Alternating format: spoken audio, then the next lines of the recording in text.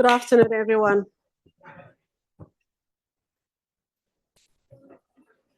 Thank you so much for being here. I know that this is one of the last sessions for the day, and it's day 3, so I'm sure people are beginning to feel a bit tired, but you'll find that this is a really exciting session, and the speakers will definitely keep you engaged. I'm really delighted to be here and really happy to be moderating the session, which is focusing on how we collaborate among MDBs and the public and private sector to mobilize private sector financing to help address the enormous and growing infrastructure gaps in the emerging markets. In the context of transport, we do this by helping governments effectively unlock transport investments through de-risking. And that's going to be the main topic of today, the de-risking part of it. I will introduce the panelists in a minute, but first of all, I just thought I would be good to introduce myself so you guys have a sense of who I am and why I'm here. I'm Linda Munyengetera. I'm the Global Director for Infrastructure, PPPs, and Advisory at the World Bank Group. And the reason I pause is because we really are a new group that's just recently been formulated. And the name has been one of the key issues that we've been discussing to figure out how we actually encompass what the group is about. And effectively, what we are is a group that sits at the center of the World Bank Group, really at the intersection of private and public.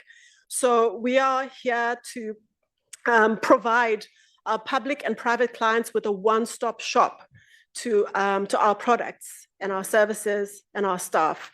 So effectively, before you used to see people going either to IFC for transactional advisory, then they go to the bank for maybe policy and regulatory advisory and, all sorts of places.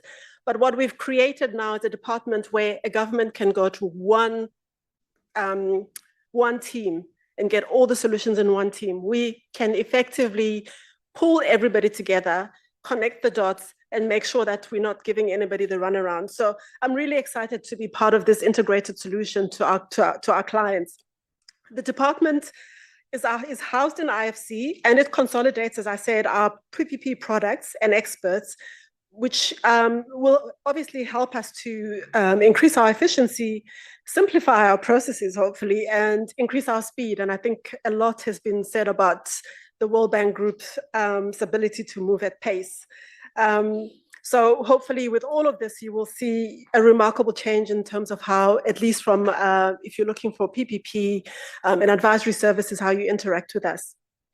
Transport plays such a fundamental role in moving people and goods and in delivering services that create jobs and power economies on a day-to-day basis. So we have to seek workable solutions if we are to achieve the amount of financing needed to achieve private capital mobilization at scale. And I have to stress that we are looking at de-risking on a scalable basis. So, and you will hear across the whole World Bank Group, solutioning at scale, replication, and really trying to do things massively, because we've realized that if you do one project at a time, given the billions that we're talking about in terms of the infrastructure gap, we're never going to get there. So we appreciate the fact that, obviously replication and doing things at scale is not that easy. When you go from one jurisdiction to the next, things change. And so it's not necessarily a one solution fits all, but I think we've established that there are many intersections. So there are many places where the solutions are actually the same. They just need to be nuanced accordingly to make sure that they take into account the regulatory differences that we come across. But having said that, everything that we are going to try and do will be programmatic, will be strategic, and we'll be trying to bring our clients along to think in that direction as well. And I think the private sector will be welcoming this news, because ultimately I think it's more efficient for the private sector to focus on pursuing projects at scale and pursuing multiple projects as opposed to just pursuing one project.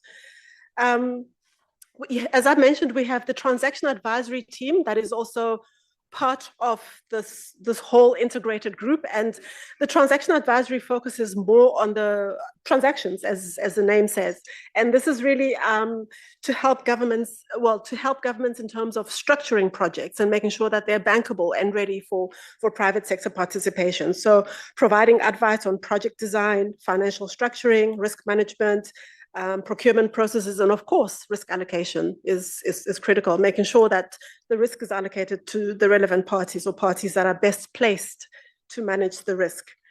So in short, our goal is to help governments leverage private sector expertise and efficiency, raise capital, and spur development. Capital absolutely must flow from the private sector. And we emphasize this because I think everybody's clear on the fact that it's going to be impossible to fill the gaps that we're talking about with just public funding. So there needs to be a huge component coming from the private sector. And I'm not saying anything new in this regard, but really just re-emphasizing that. So before I turn to our panelists, maybe let me just share with you one or two examples of where we've been doing this and where we've managed to succeed in actually mobilizing private sector at scale. And the one example that I have is the Panama roads, where we've got the whole gamut of the World Bank Group working with the government of Panama to bring 2,000 kilometers of roads to bankability for private sector participation. And we've seen in this project, we've seen the World Bank itself, IFC, and global programs such as PF, Public-Private Infrastructure Advisory Facility, and GIF, Global Infrastructure Facility. You may have seen the booths outside that speak to some of these global facilities. So there again, it's taking advantage of the fact that Panama has passed a new PPP law and are quite excited to get going on PPPs. So 2,000 kilometers of roads, that's a very good start. We're also trying to take the lessons that we've learned in Africa, in Senegal specifically, where we did the bus rapid transit project. And we're trying to see if that can be replicated. At the moment, we are engaged in Tanzania and trying to see if they can, take some of the lessons that we've learned in Senegal and pass them on to Tanzania. And like I said earlier on, it's not going to be a complete replication, but obviously there are definitely some overlaps in that regard. I'm really I should have underscored this. I said this to the panelists earlier on, that I'm really quite excited about transport, and I'm really quite excited about this conversation, especially because coming from Africa and knowing the criticality of transport and connectivity, it really is a topic that is close to my heart. So I'm hoping that, as we have this conversation, we'll come away with some really good nuggets, really good actionable solutions that we can share with all of our constituents across our emerging markets.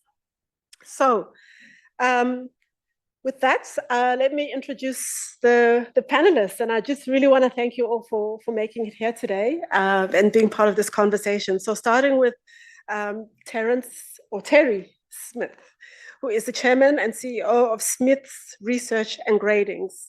And Terry, I'll give you the floor in just a minute as you have a few remarks for us. I also want to welcome Ralis Kourkoulis. I've said to you that hopefully I haven't butchered your name, but mine is always butchered all the time, so I would know the feeling if I butchered it. Co-founder and MD of Grid Engineers. I also want to welcome Jen Oh, who is the World Bank colleague overseeing South Asia transport and logistics practices. Also Christoph Wolf, who is the CEO of Smart Freight Center, as well as Anthony Mole, who is a colleague from MIGA. And Anthony is the Global Manager of Project Equity and Infrastructure Finance for Industries. So if you can maybe give a round of applause to our panelists. And again, a big thank you to all of you for making the time to join us today. And Terry, I hand over to you for some quick words.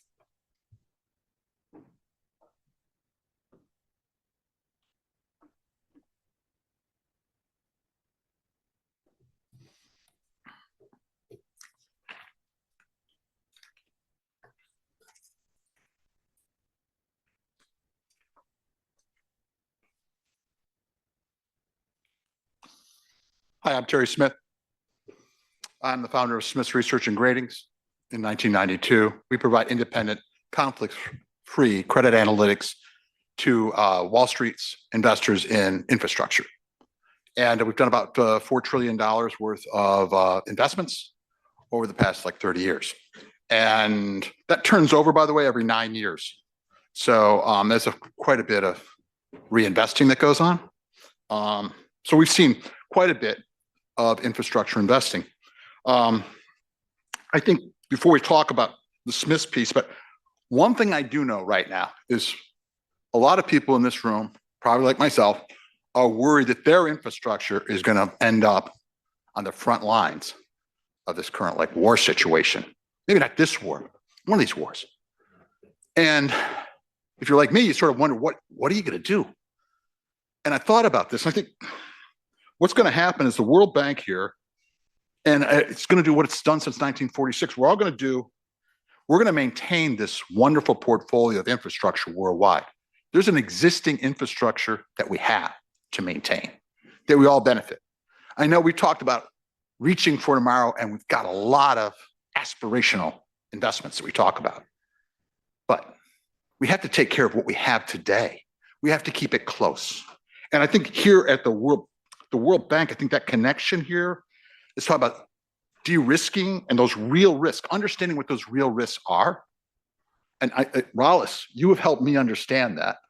As an investor, I look at it as sort of that 500-year storm. I'm also, besides the National Infrastructure Advisory Council of the President, I'm on the American Society for Civil Engineers report card that we do every 5 years for the United States. And I'm in charge of the Energy League. So I do understand a little about the apex infrastructure of transportation, how it impacts everything. Transportation going down, like it's going on in the Gulf, impacts price of everything. And I think resiliency pays by de-risking investments, and we enable greater private sector participation. Resiliency connects the dots. Measuring the real risk is connecting the dots that allows a system-level approach to infrastructure management for higher ratings. Resiliency works. We can defend infrastructure for future generations by making it work harder today. So we want to take about how do we look at infrastructure? How do we measure it? This is a sort of overview. I want to give sort of a hierarchy of risk for infrastructure that we look at. We have ports, rails, bridges, inland waterways, aviation and airports, roads, highways, and transit. That's how we break up the transportation sector. And as you can see, we overweight right now ports. I know, you say, well, but it's sort of like that old saying, when there's blood in the streets, that's the best time to buy real estate. Right now, ports. You can buy something in the port area, you're going to get a nice return. That's a good investment right now. Ports really highlights the strength. Rails, another area we like. Moderate risk. It's really sort of this, and it's understanding that real de-risking piece that Rollis is going to talk, I think, help us understand more about. Bridges, inland waterways, and now we start to get aviation. Now it's getting a little higher. You want to underwrite that really carefully. You want to look at that. Roads and highways, high risk, really. Large rehabilitation, safety, and congestion. Pricing, we just heard from that last panel, how people are struggling with that. And transit is finally our deepest state of concern right now. The way our grading system works, I don't know what I just did. There we go. That's just a sample, how it all adds up. I'm not going to go through it with you, but the idea is to think about resiliency as part of that mix. That's our core transportation risk signals and the data sources, why investors care, and sort of the covenant thresholds.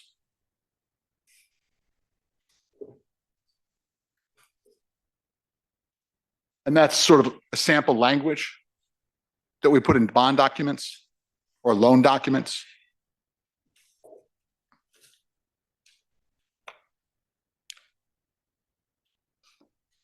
One thing I really wanted to get through is that with our portfolios, we make money, and then the money that comes in, we reinvest it. We keep doing that. We don't take losses. We don't take losses lightly. We monitor these infrastructure credits carefully. And when it gets into trouble, we're going to replace the manager. It's the typical things you've seen in terms of the documents for the private sector. Just 3 weeks ago, I went to Matt Maroon, who owns the Ambassador Bridge from Detroit to Windsor, Canada. 4 times the amount of goods go across his bridge than go through the Panama Canal. It's privately owned. Been privately owned for almost 40 years. And he and I went to the government and said, hey, you don't have to have everybody in the United States pay for the Francis Scott Key Bridge. We'll build it for $3.2 billion. And you know something? If it goes over, it's on us. But it's our bridge. What do you think happened? No. Nope, they don't want that. They don't want that. They want to have this big it's up to $7 billion right now. And it's the same bridge I'm building for $3.2 billion. There's a lot of risk of corruption. We all know it in this process. And that's why we have to guard the gate to lending at the World Bank. We need to be sure that we wring out that political corruption. I'm talking about the stuff, it doesn't matter if I'm left-handed or right-handed. I'm left-handed. I don't walk around the world and say, hey, it's a right-handed, every door I go in and out of is a right-handed door, most of them. I live with it. And I'm sitting there saying, there's a time and a place for all of this. When it comes to my infrastructure, a $3 billion bridge has no place in my bridge. That stuff, crazy talk. So I'm just saying that, hey, we need to wring out that, guard the gate of the World Bank's lending portfolio, make sure it works for us and for the future, defend the future of the world's infrastructure. That's what I'm calling for people to do today. Thanks.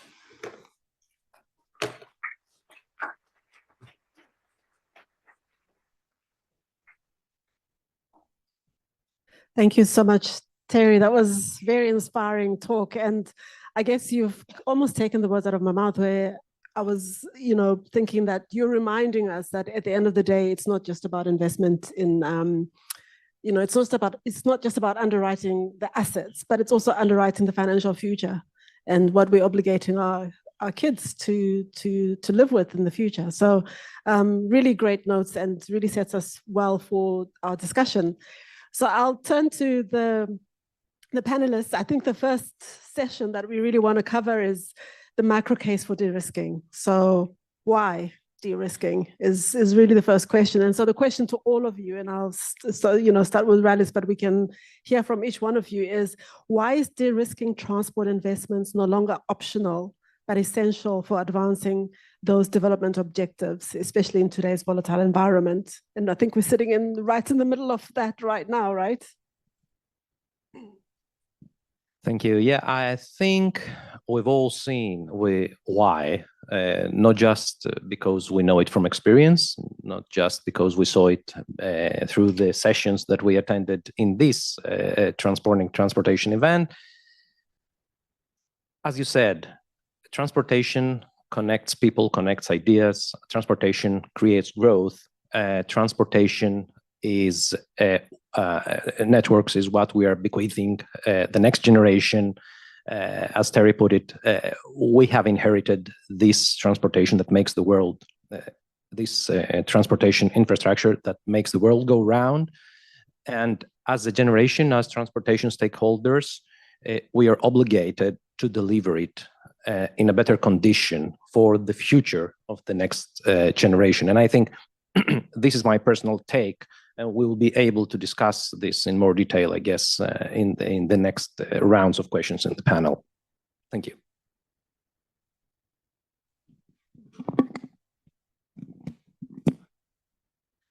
Hopefully this works. Let's take for granted the fact that transportation is important. Why does de-risking still matter? The reality is it's expensive. And so I look at it just from a pure financial perspective, right? So we have an asset or an asset class that is absolutely needed in every country. The reality is it's going to need trillions, right? We've heard this within the World Bank Group, every headline, it's going to require billions of dollars. The reality is, we know money doesn't grow on trees, right? And so every government is trying to assess a way of mobilizing capital to get this infrastructure off the ground. And we know in particular in our countries within the World Bank Group that many of the countries are facing fiscal constraints. And so how are they going to, finance these projects? We're going to have to turn to the private sector, right? And I guess then the reality kicks in. We have to think about what motivates, what incentivizes the private capital to come in and finance these infrastructure assets, transportation being one of them. And it's not because of philanthropy.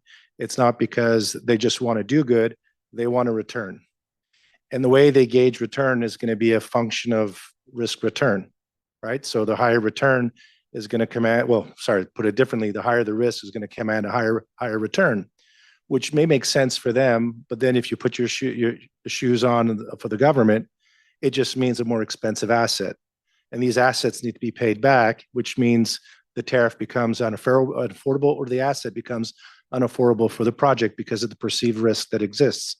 So de-risking, so to speak, I don't know if that's the right word, but reducing the risk in a project becomes critical, especially in emerging markets where the perceived risk is high. And so you have all these de-risking instruments that exist, whether that's blended finance, guarantees and insurance that come to mind. But I think there's a lot of legwork that needs to come in even before these instruments come in. Governments need to be looking at the enabling environment, making sure that the low-hanging fruit in terms of enabling environment can be addressed before then filling the gap with that last mile support in terms of guarantees and risk mitigation. So, I mean, why it's important? It's absolutely crucial if we're going to move the needle on transport to be addressing these things from a financial perspective as well. Thank you very much.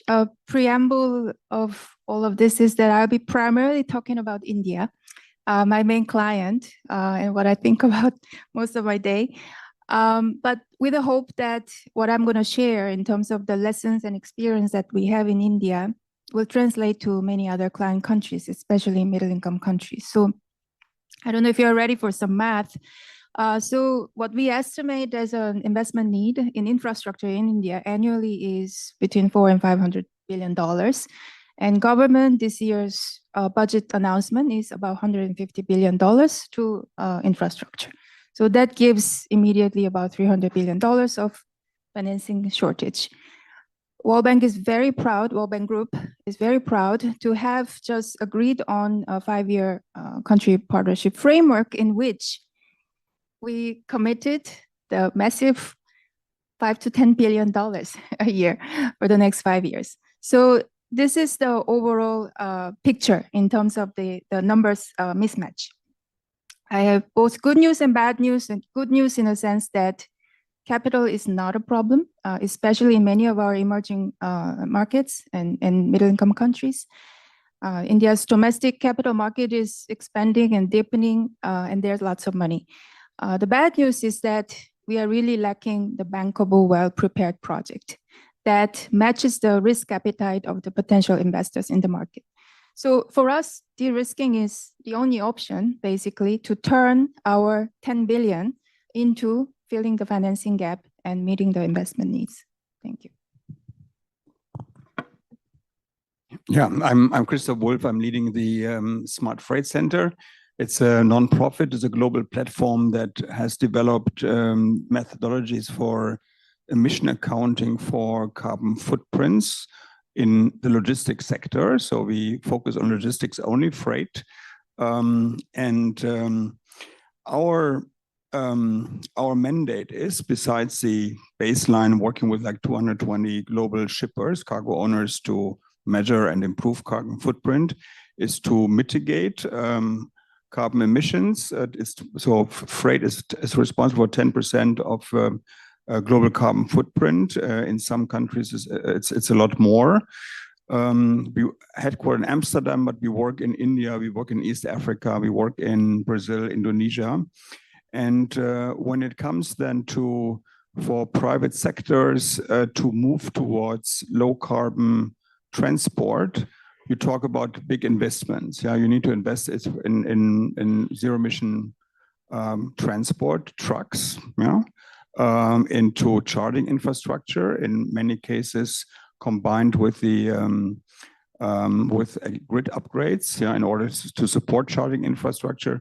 When you go to maritime, it's about green fuels, bunkering facilities in ports, in aviation, sustainable aviation fuels. And all of that is combined with new technology and lending institutions which are unfamiliar with the assets that they need to finance. The asset performance in many cases is connected to electrified transport, where there's doubts, at least by lending institution, what's the value of the asset after so many years? What's the value as a collateral? There's model obsolescence. There's tons of risk out there, and unless we have a clear de-risking framework, those necessary assets won't get financed. Yeah, and that's what we're working on. Thank you so much to all of you. I just wanted to go back to Terry and sort of close up this question and ask you specifically, you spoke earlier on about connecting the dots, but I'm looking at connecting the macro dots in this instance. So why is de-risking so critical at a macro level for jobs, productivity, and growth? How do you connect all of that? Can you hear me? I just want to make sure. With transportation, we talked and heard about how it connects people to education, healthcare, to their daycare, to their children, to their families. And at the de-risking level, we look at it starts with our analysis of de-risking, the social de-risking. There's a social risk piece that we look at that's just as important as the capital piece. If you look at what's happening with the Thames River project, they're defaulting on $10 billion worth of debt because the city of London, the people of London, don't want to raise the rates that they pay for this beautiful, wonderful, fantastic, state-of-the-art infrastructure, the sewers. They hadn't had a new sewer in 100 years. They rebuilt it and they defaulted on it. That's a social risk. That's something where you just sit there and you go, okay, and that's not like, oh, it's happening someplace off the table. That's the city of London. So that's a real risk. And you sit there and you go, okay, you have to get that part straight. You have to understand that part as much as you have to understand how big is the central bank and what is their relationship with the World Bank. These are people that you have to understand that there's a real risk of non-payment if you don't get that piece right. And that's the de-risking that I'm going to start to talk about with beyond the 500-year flood. Thank you. I'm going to go back to Anthony and Rallis and ask you, excuse me, can you shed more light on how sovereign and political risk, climate shocks, global instability generally impact lender willingness and pricing? And because we're talking about solutions, if you can also maybe allude a little bit to what you think the solutions and mitigations are in this instance.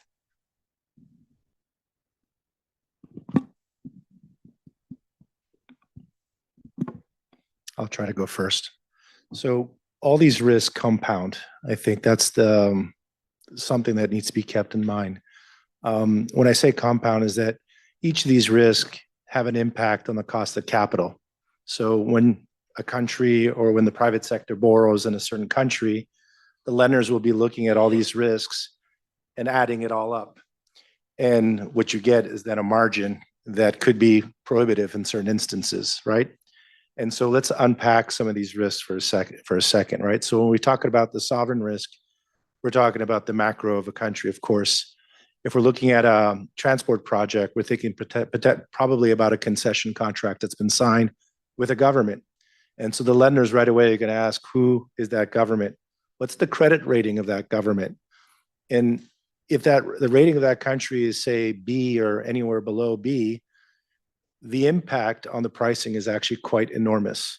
The spreads widen quite considerably and the tenors shorten, which makes it unaffordable, all right, for a borrowing perspective. So this is where, credit enhancements, obviously I work at MIGA, so this is something we deliver as a product, but providing some type of credit substitution or enhancement, which allows the lender to substitute the sovereign risk for that of, say, the World Bank Group, would allow longer tenors and better pricing, arguably. But if you were to look at it, I mean, as a lender, if MIGA does it, it's like, I don't care what the rating agencies say. It's like, if you're willing to step in, I mean, yeah, it frees up the capital. That's right. I mean, that's exactly what we want the lenders to be thinking in terms of mobilizing capital.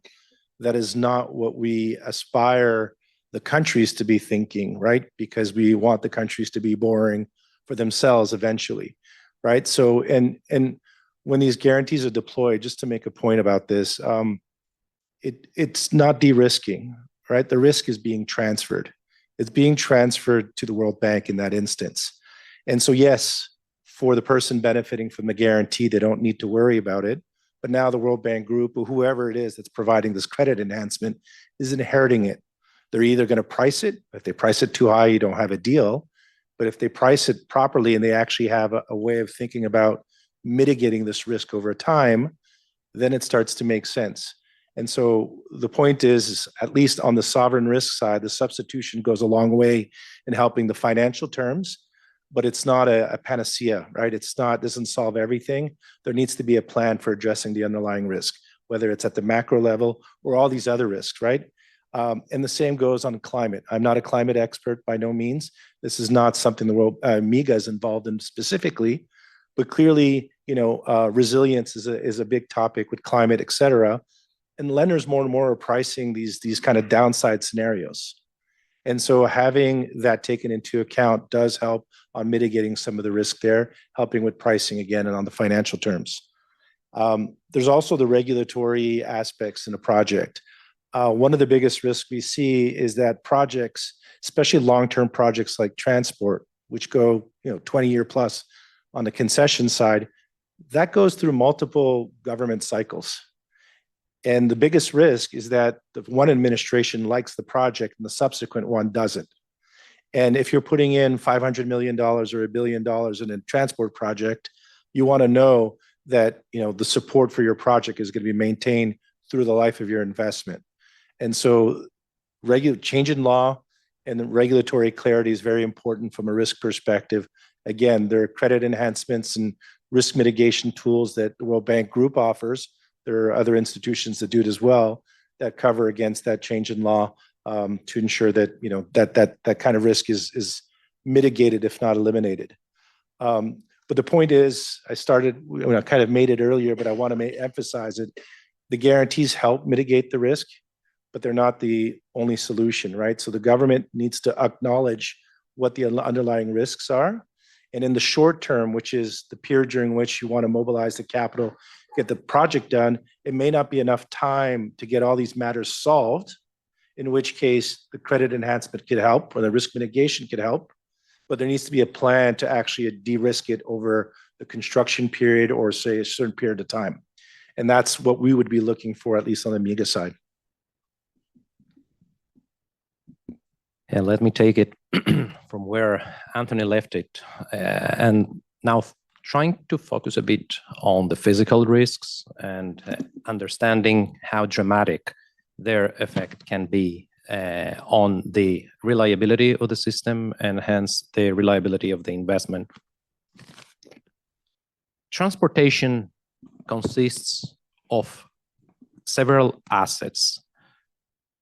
They do not operate in isolation. It operates as a system, as an interconnected system that upon which we have the travel of goods, the travel of people, we have the economy being served. For instance, if there is a disruption of a trade route on a port, this will definitely affect the traffic along the road connecting to this port. But allow me to shift the focus a little bit, because generally when we're talking about risks, focusing on physical risks, our mind goes to these events that create the headlines, these catastrophic events, thinking of earthquakes, extreme floods, war, riots. Yes, these are dramatic events, and they do obviously create disruption, and they create some enormous effects on the system. However, in several cases, if not the most, the economy tends to recover quickly after such shocks. Sometimes because there will be a lot of aid coming in, either state aid or international aid. In some cases, because the proper risk transfer mechanisms have been already employed. In most cases, the system will recover. If we try to zoom out and look into the day-to-day operations, the viability of investments may in fact be affected by, and actually to a larger degree, by what we call latent risks or latent losses. By that, I refer to the ones that are not accompanied by out-of-pocket expenses. So they are not officially registered as losses, but in fact, they are reflected on the balance sheet as revenue that has not been materialized. So apparently, because the system, as I said, is interconnected, they also impact the growth of the community that the system is supposed to be serving. And it is exactly these sources of, allow me to say, revenue leakage that would, in the end, scour the investor's appetite or the cost of financing. Because depending on the structure of the project, they may affect the return on investment, or they may affect the investee's ability to repay any debt they have borrowed. In this context, I think de-risking may not necessarily refer to monumental protection investments, but from an investor's perspective, it is in many cases we've seen preferable to try and seal such sources of revenue leakage by much more cost-efficient solutions. So focusing on these minor or moderate events that materialize every day and keep accumulating and keep reducing the potential revenue, that if we're able to seal them, then we're able to create a buffer that could potentially even be used to help recover from the main shock. And if I may give an example, because you also asked for some solutions, a recent project I had the chance of following refers to, let's say, a bus rapid transit network. The flood was the main risk in that case. And interestingly, the flood was not affecting, only major events would affect the basic routes of the BRT. However, what was affected was the what we call last mile connectivity. So people actually being able to reach the bus stops because the accessibility was impaired, not necessarily due to huge events. Accessibility was impaired due to minor events because the infrastructure, the local infrastructure, was not there. And it turned out that by making these low-cost investments in improving the accessibility at the last mile, improving the safety there, had a tremendous, resulted in a tremendous increase in ridership. So a tremendous increase in revenue.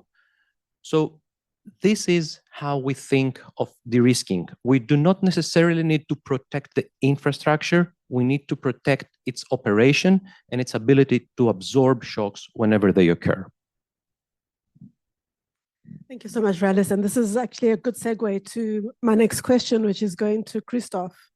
We're talking about, excuse me, concrete tools and specifics in terms of, de-risking. So how can de-risking instruments be designed to incorporate KPIs so that capital providers know they're protected whilst maintaining efficient supply chain continuity? So effectively, when we have these disasters, how, what's the expectation? Yeah, so in our case, so we distinguish between two types of risk. So the first type of risk is what you're alluding to is the transport infrastructure, which can be subject to catastrophic events or to climate change, etc. The second level, and I think this is in line with what just being said, is to protect the operations of the assets and the infrastructure and its capacity to repay loans, to deliver to stakeholders. And I think as an organization, we are dealing with both. And the first one, we have actually my predecessor and founder built an organization called Lifelinks, and Lifelinks actually looks at these big infrastructure risks, and in a very similar way as you showed at the beginning, basically looks at what is the reliability of these assets, what the redundancy of these assets, what is the recovery of the assets, and in a way you need to before. And there's basically a framework with specific KPIs, which are pretty much along the lines of what you were showing at the beginning. It's are there alternative options for transporting from A to B? What is is there redundancy? What is the time in order to recover? How much can actually even got through a bottleneck despite the fact that this is being threatened. So this is actually kind of at this infrastructure level. What we mostly deal with, because it's an asset class which is new when it comes to electrification of infrastructure. So it's a new asset class. It's basically the second part, which is the capability of the operators to make money with the assets.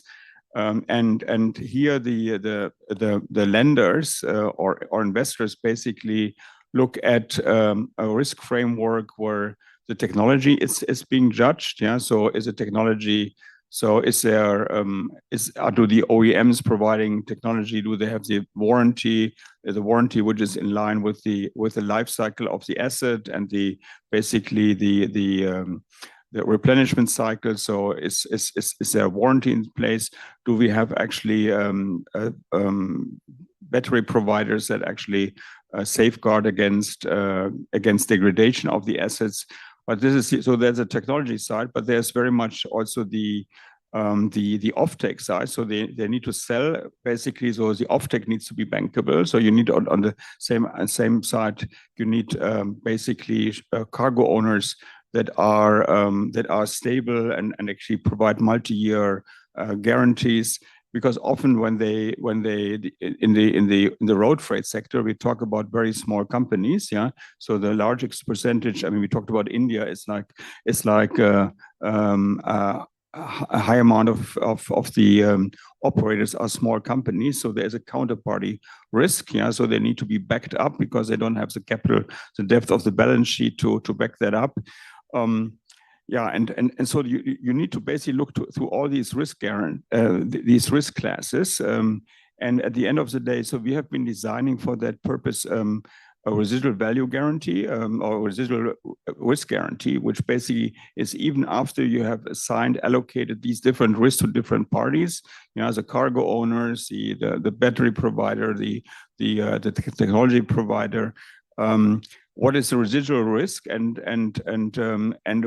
how would you carry that? And so this is actually a project that we first time for zero emission trucks globally. So and lenders are basically saying, okay, if you have that, it's probably time bound. It's only needed for like a few years until the familiarity with the asset is there. So that would reduce the lending rates by 4%. Yeah, so 4 to 5%. So which then again makes the total cost of ownership, yeah, for the operation of the asset a lot more competitive. Yeah, so this is where actually de-risking can unleash a kind of a transition to a new asset class. Thank you. And it sounds to me like, whilst that may sound very project specific, it's it's obviously something that can be done en masse, and you can actually scale it across a whole system. Yes. Yeah, so there's funds, yeah, that actually invest into that asset class, charging infrastructure, as well as combined transport asset and charging infrastructure, and provide electric trucking as a service. Yeah, so and that can be scaled. I mean, India as a country adds 400,000 new trucks to its system every year. Yeah, so electric trucks cost like 2 to 3 times more than a diesel truck. So this is you are in the trillions pretty quickly, and then there's the charging infrastructure that needs to be built. So it's huge amount. Yeah, so this can be scaled. This is India only. Yeah, so it's basically happening in emerging markets, and it's actually very happening in emerging markets quite quickly, because they leapfrog. Yeah, so we do this. So it's happening in Africa. Not at that scale yet, but you will see more and more of that every year. Fantastic. Jen, I'd love for you to expand on that a little bit, because in your capacity as a bank, you're obviously looking at helping governments move from project to project, and also, the risk mitigation approach. You're trying to make it also scalable. So, how are you doing that in India? No, thank you. I think a lot of things that the other panelists touched upon are relevant to our situation. And indeed, I think we've helped our client countries to make that shift. And maybe we can go through step by step. The step 0 is a little bit of mindset change, right? So this is not a collection of engineering projects, but the public sector is creating asset class, that can be actively managed, de-risked at the class level, and refinanced, and in the long term, maybe also monetized in the market, right? And then when from our experience of working across different transport subsectors and asset classes, the first step we took is that we defined the market, sufficiently narrow market. So we've worked on the e-bus segment, public bus.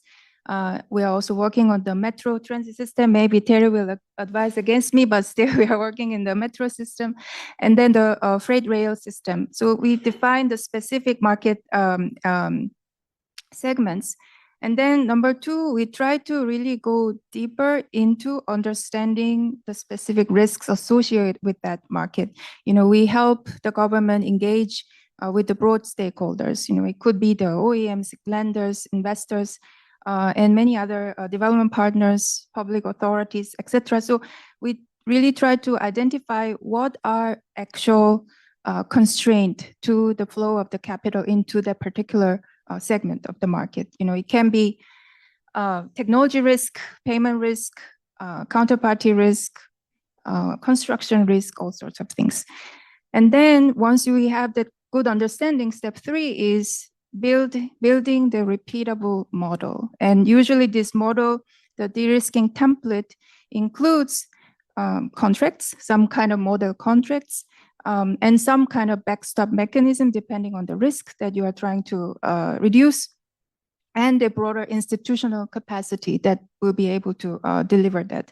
So yeah, again, in this e-bus experience in India, initial risk was technology, high upfront cost, and uncertain performance, etc. And then this was addressed by pooling demand through this well-known India experiment of Grand Challenge. And then you move to the next step, and then this is counterparty risk, payment risk. Then the government public supported payment security mechanism was created to reduce the risk to the lenders. And this actually It's large capital outlay, hundreds millions of dollars, which can support 38,000 e-buses across the country over the horizon of their operating life, which is about 10-12 years. And then we also had the actual projects that was delivered that mobilized the private sector capital into the fleet of 1,000 e-buses in Chennai that mobilized $150 million from the market. So those are the good examples. And as you accumulate these kind of examples, I think we are building that whole portfolio and confidence from the market that generates the next successful examples.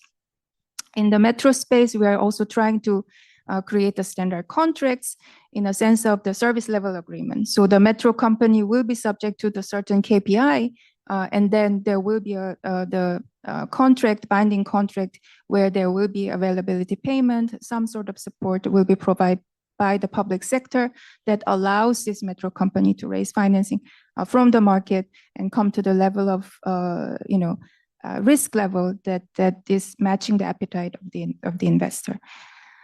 So these are the steps that we follow, and the final step is really building the institution and then the capacity of taking this tested scalable model and taking to the broader market. And to do that, you really need the whole system working in that way. And the development partners can really help fixing this plumbing of helping with the model contract and doing the pilot stage investment alongside our government client to create the system. Thank you. Thanks, Jen. I want to go back a little bit to sort of the basics in terms of risk allocation, because I know that typically when we talk about introducing private sector into infrastructure investments, we kind of think, oh, great, PPP, we can transfer all the risk to the private sector.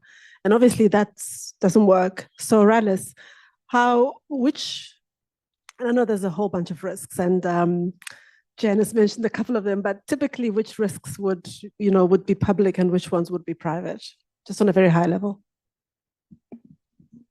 Well, I think the easy answer is that the risks should be allocated to the party best able to handle them and mitigate them. That's a great theory. We are all, or most of us have been involved in PPPs. We've been raised with these nice principles, and it's all good in the textbooks, in the manuals, until there's the time for the reality check, when we have this poor person who has to ideally fill in the so-called risk allocation matrix, and we have the public on the one column and the private on the other column, and yes, let's now try to fill it in, and we will realize that this is not always an easy exercise. And yes, there are types of projects where there's a lot of experience out there, and where such risk allocation is quite streamlined. But with the awareness about risk raising, so does the difficulty to actually allocate such risks, because once you are in a position to assess them, at the same time, you are in a position to try and avoid them. Apparently it's a hot potato, and if you ask the private partner in an SPV or in a concession, they would rather allocate all the risks to the public and vice versa. And imagine that the public is there and they would love to assume them for some reason. Even then, would the market trust it? I mean, let's assume that we have this government who is willing to undertake all risks because they really need the project to be done, and because the private party is not willing to undertake them. And they say, okay, I'm there. I will assume all risks myself. When the commercial bank will come into play to provide a loan to the private party, then it will become obvious that this cannot be accepted. So in fact, just allocating the risks will not work. Yeah, of course, there are solutions, and it's always, what I want to say, up to actually collaborating, having the private and public collaborate. Yes, there can be a guarantee that will help such risk allocation, but obviously the guarantee comes at a cost, right? So then it's a matter of affordability. So talking about de-risking, as sometimes, and even development partners or stakeholders tend to think of de-risking as risk elimination. Risk is not eliminated, and Anthony mentioned that earlier. Risk is transferred from one party to the other, and risk is recycled, but it is there, right? It still remains there. So for instance, the risk of an earthquake happening, I mean, we do not de-risk the assets. We can design for absorbing the consequences. So in modern concession structuring, or in modern PPPs, or the tail of private sector participation, there's risk is not the typical villain waiting for the hero to come from the private or the public party and discipline it or eliminate it, because neither of these parties is by definition a risk carrier, right? They both, in a concession or in any sort of collaboration, both parties have a role to finance, to operate, or to provide land, to provide permits, but they're not by definition risk carriers. There is an industry, fortunately, that is there to do this work for us, and it's called insurance industry. So we need to mobilize the insurance industry, and sometimes we hear this the problem being described as, okay, this is uninsurable. Well, we need to understand that uninsurable should be unacceptable. I mean, sometimes we have the insurance industry deciding what they will insure and what they will not insure. For instance, they may be able to provide capacity up to a certain level of risk, and then they decide that they will not undertake any more risk. Or even worse, and it's not happening only in developing countries, it's happening in all countries of the world. We have insurers deciding that come next year, we will stop providing coverage for this type of threats because we have had so many incidents last year and we do not have the capital or the willingness to assume more risk. So what we see as de-risking here is, I mean, I wouldn't go that far into risk allocation.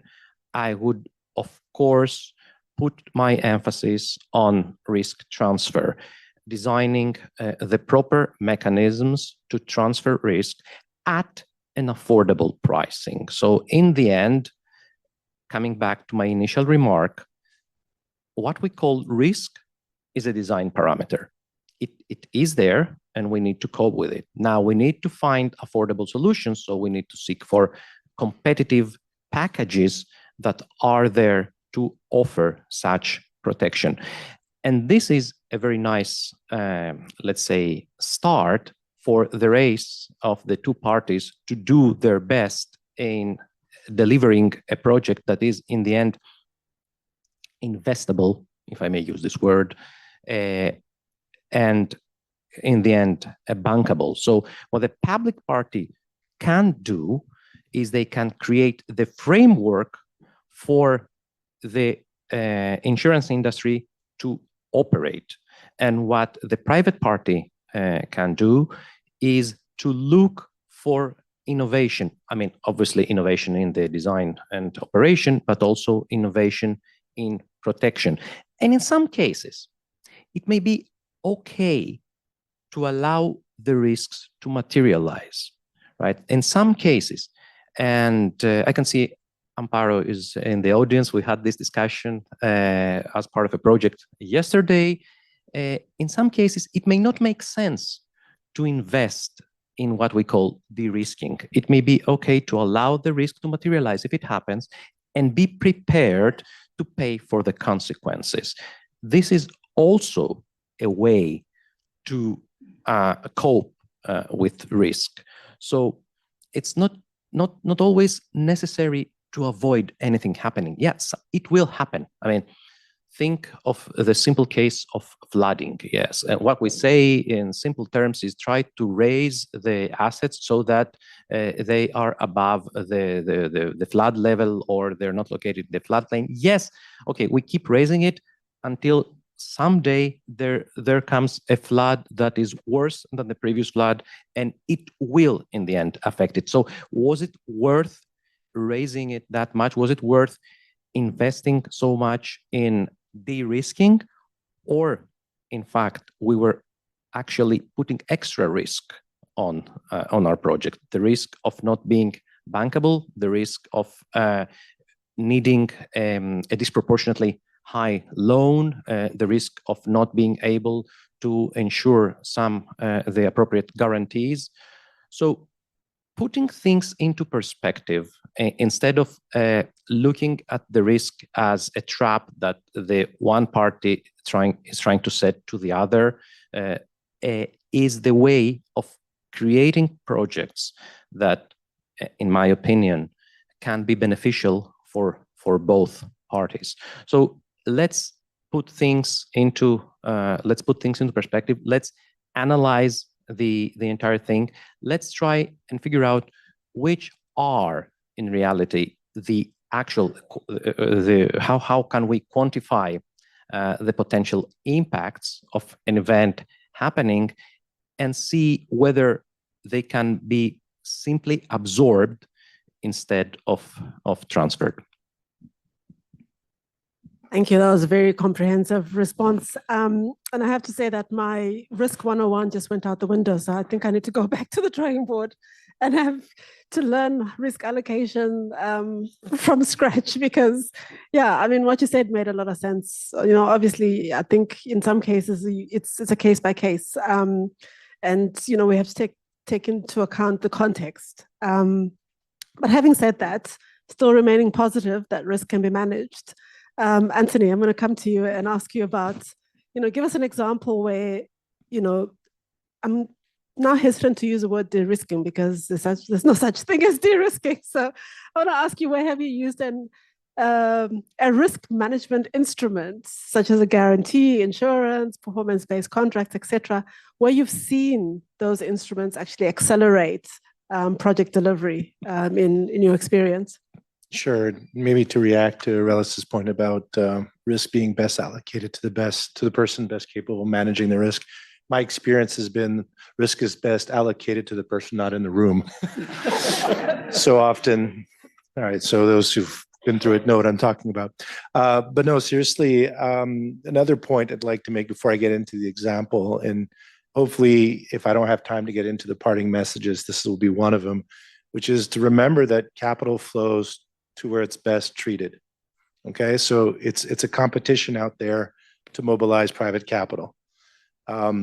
Capital could decide to go to transport, could decide to go to energy, could decide just to stay in the financial markets.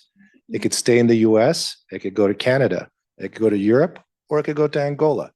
Why would it want to go to your project? Think about that, and then think about the risks that are really the barriers, and then think about how we need to address those.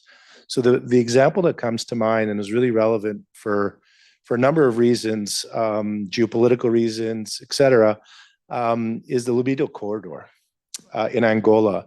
So at MIGA, we were instrumental, I'd like to think at least, in facilitating that transaction to come through. So for those who don't know, Lobito corridor is a rail project connecting Lobito to Loao, which is on the border with DRC. Now, the relevance of that project is that Luau connects into DRC, which is basically the copper belt, where all the critical minerals are located. And if you're following the news, this is actually something that's quite topical at the moment. You have all these minerals that are located in central DRC, Zambia, and how do you actually get those to a port? And so transportation comes to mind, of course. And so a rail link connecting these two cities, 1,350 kilometers, if I'm not mistaken, of rail link. Now that's a long distance. Now, I guess you could start imagining the costs of that. It's in the billions. It's in Angola. So that means there's, inherent risk attached to this, whether it's perceived or not, whether it's real or not. The reality is, going back to what I said, capital flows to where it's best treated. It's not obvious that that capital will flow to an investment in Angola. We all know the importance of having this infrastructure developed. Then how do you actually attract the private investors to do this? So this is where MIGA came in. We offered what we call our PRI instrument, 4-point cover. So there was over 400 million of equity that was put into this, along with about 650 million of debt. The equity came to us and said, we're willing to make this investment. We're willing to sign a 30-year concession with Angola. But we need to make sure that if we're going to do this, we have the right partners involved that could allow us to see this through. And this is where the relevance of the World Bank Group comes into play. So our products, which are, expropriation risk was covered, war and civil disturbance was covered, breach of contract was covered, because obviously a concession was signed, and a 30-year concession for that matter. So clearly ensuring that the government was going to remain committed to the terms of that concession is critical, but also transfer and convertibility, right? So a lot of these projects, not necessarily Lobito, but a lot of projects are getting paid revenue streams in local currency, but the equity and the debt's coming in foreign exchange. And so the investors want to know that if they're putting euro in, putting dollars in, that they're going to be able to take out those dollars at a certain point. And so this is the type of cover that really changes a lot for the equity investors. And the instrument is more than just covering for the loss. It's actually partnering with someone, such as someone from the World Bank Group, that actually understands the market, that has a relationship with the government, that is actually able to see this through from a strategic perspective over the cycles of government. So that's one, for me, great example of how a product was actually able to bring a project to fruition, but a project that is actually quite critical, not only for Angola, but for the region, for DRC and Zambia eventually.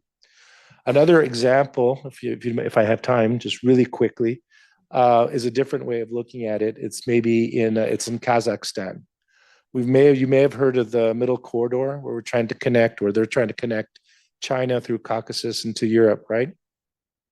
And KTZ is a SOE in Kazakhstan that's quite capable.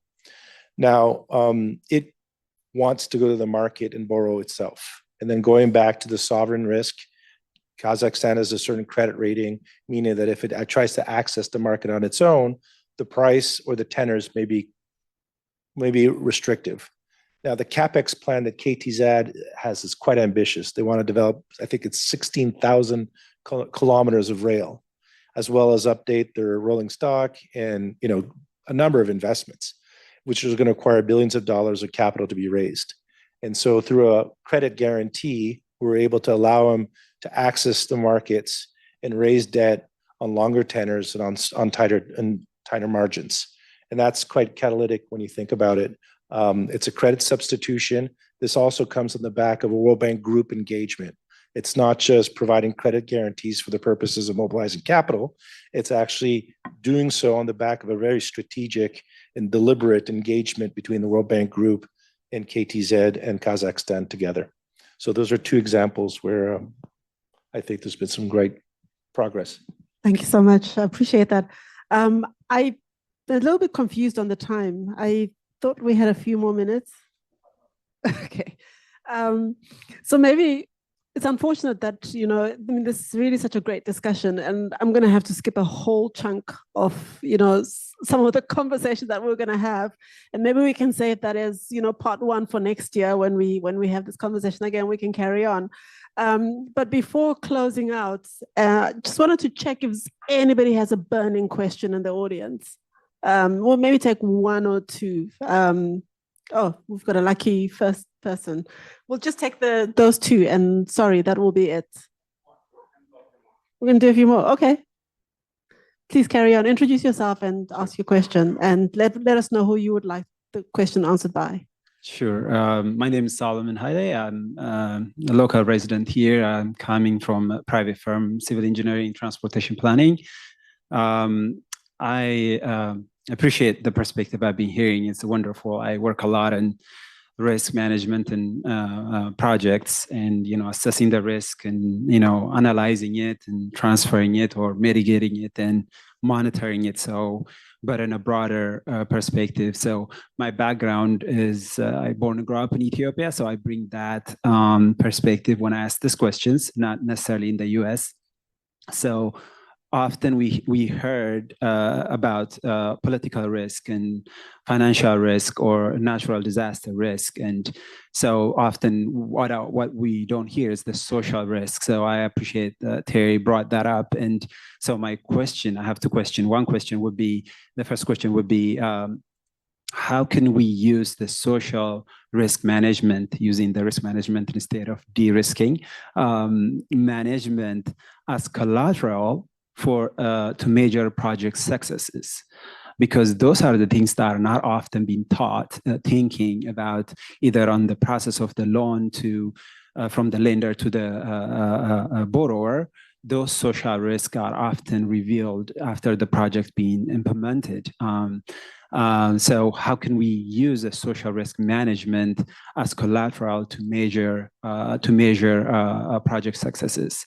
The other question is, as Jen earlier talked about India, most developing nations, the risk is not really finding the loan, right? But dealing, a long term of dependency of foreign experts and supplies once the infrastructure being built. So Anthony talked about that, a sovereign risk, a lot, and I wonder how can we use a risk framework really, let the borrower to own the life cycle of the project. And that means benefiting the local workforce, manufacturing. How can we use the risk management framework as a to allow actually those countries who borrow the money being benefited truly from that project. So throughout the life cycle, they don't depend on foreign experts and supplies. Thank you. Thanks. Shall we take the next question, and then Terry and Jen, you can answer? My name is David Alo. I'm from Afro Mobility in Nigerian private sector. I want to bounce off from what Terence said earlier about bridging the bridge. He offered $3-something billion, and they opted to go with the government for $7-something billion. So my question is, knowing the issues that are involved with public sector, why does multilateral agencies always go that way and avoid the private sector? Don't you need to rework it? And it's very clear that there's nothing that like de-risking. Technically, it doesn't exist. So, but knowing that public sector most likely will, maybe kill the project or not make it sustainable, why not go the way of private sector? And how can we work to bring more private sector players on the table to make some of these projects more viable? Thank you. Thank you very much. Terry, Jen, anybody else actually who wants to contribute? Those are actually kind of the same question. I guess in Ethiopia, we did the Blue Nile Dam, and we saw what happened, the civil strife in Ethiopia prior to the, actually opening up. And then we saw it flip-flop.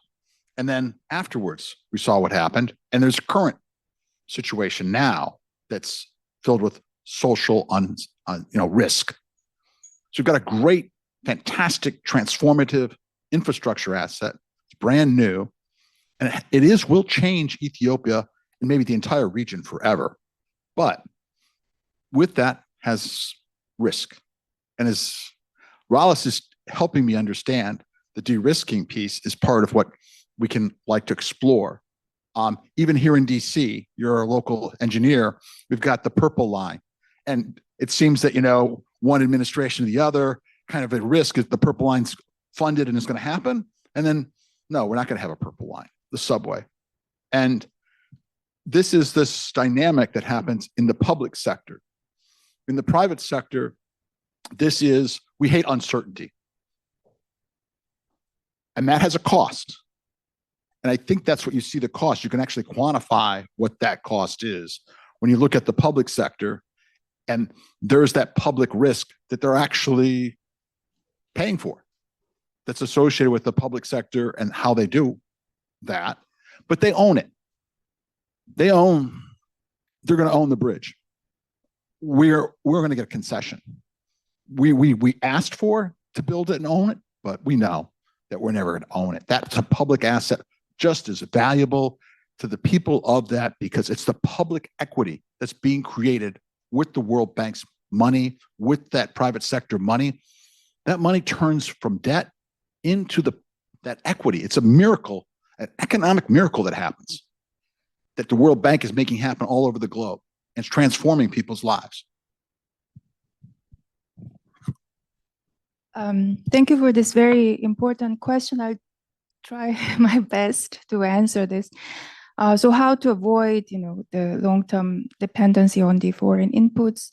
I think the reality is that it's not very easy, right? So if you're a small country and then small investment footprint, it's very difficult to encourage investors to do more localization and domestic production and rely on domestic. It's hard, but maybe what we can do together with the government is to think about the long-term, planning, right? So when there's an investment opportunity that doesn't exist as in isolation as an individual project, but you have a long-term vision of building the network, creating an asset class, and so on and so forth. So when you can offer the scale to the extent possible, and it creates more attractive opportunity for external investors to do more collaboration and localization and so on and so, and capacity transfers and institution building. So I think that's one element.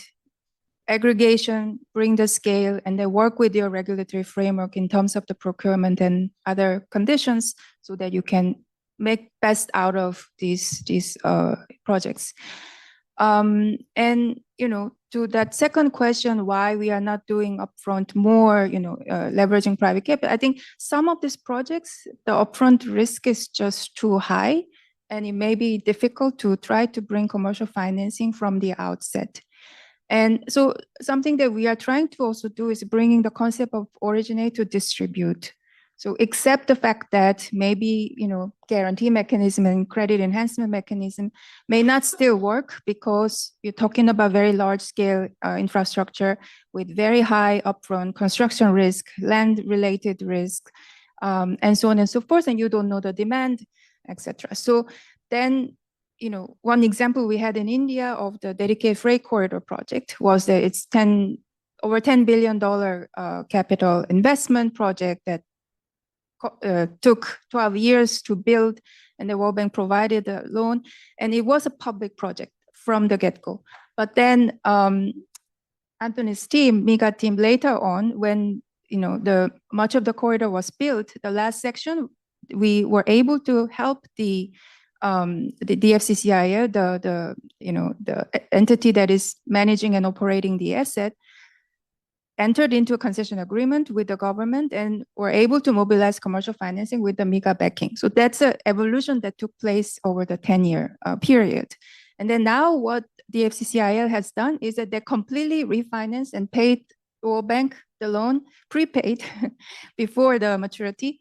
And then they fully financed from the local INR sources and saving hundreds of millions of dollars in interest rate, and also reducing their foreign exchange exposure. So that experience shows that it is untested and risk was unmanageable in the outset, but by creating the workable model and establishing a track record over time, maybe you are able to then mobilize more commercial sources and move into the next phase. So yeah, some risks are difficult to manage upfront, but can be done over time. Thank you so much. Unfortunately, we have to come to a close on this topic.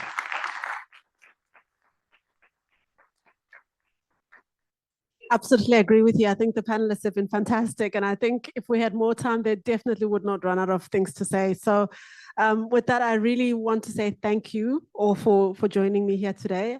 I think we've all learned something. I certainly, for me, I think, what resonates over and over is the fact that we need to innovate, we need to replicate, and we need to scale. I don't think that risk is a simple topic.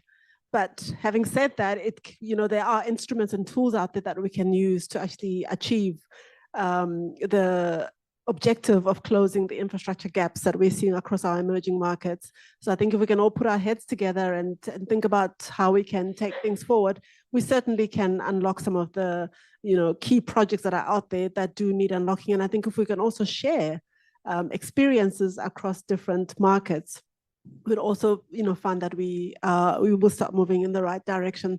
But this has been a really fantastic conversation. I really just want to say thank you to each and one of the panelists today. And thank you all for joining us. And hopefully we haven't kept you away from your dinners and receptions. But thank you for being here.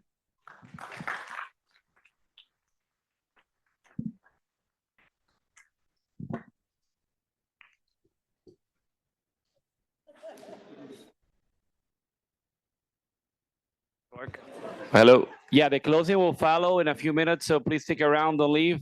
We're going to have a magnificent closing, so please stick around. Thank you.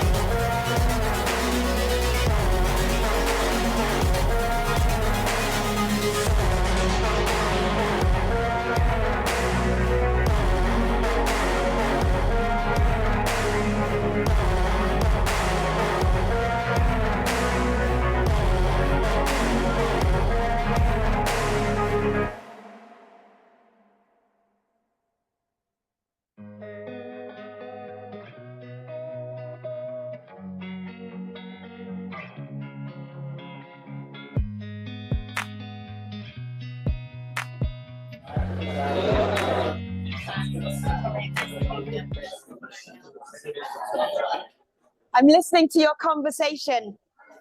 There are handshakes. Conversation just in front of me. Nice to meet you. It's been a pleasure. Can you give me 30 seconds of your time? Because I can't go home. I'm not allowed to go home until I do this one thing. You will receive, wonderful attendees, a survey asking you about TT 2026. And if you're anything like me, you click on it and you think, I'll do it later. And then 10 days later, the time is up. So when you see this email in your inbox, do it immediately. It doesn't take long. You'll remember how fresh the conference is in your mind and give us your wonderful, wonderful feedback. It really, really helps us.